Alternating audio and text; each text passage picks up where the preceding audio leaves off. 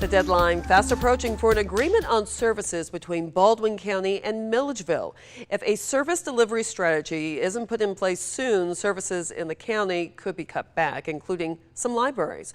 In our 13W MAZ poll, we want to know if you think counties should cut library funding to cut down on expenses. Vote on our app or online at 13WMAZ.com/vote. Avery Braxton joins us in studio with what branch could be affected. Lori, if no SDS agreement is reached, the first casualty will likely be a branch of the Twin Lakes library system and then possibly the whole system itself.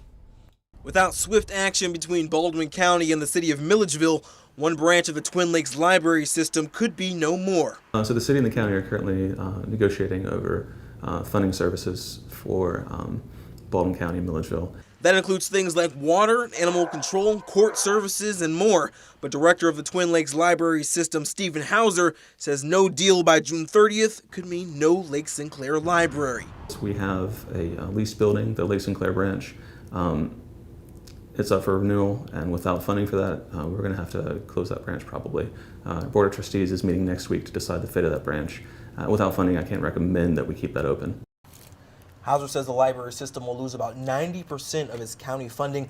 A total that was over $300,000 will drop to just over $28,500. And with no county funding, Twin Lakes will close the book on state-matched funds and state-provided services. Which includes access to the Pines shared book system, zoo passes, our computer software, access to grants, including capital renovation grants, which we've had about $700,000 worth of the last 2 years.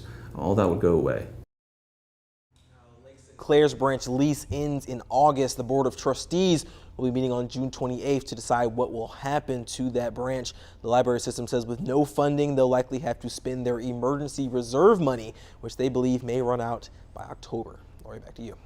Thank you, Avery. Hauser said unless their funding is restored by September 15th, they'll have to cut services at the remaining branches, including reduced hours, cuts to staff, and a halt on purchasing new books and movies. And it looks like in our poll, most of you think that libraries, they are a basic service. So thanks so much for participating.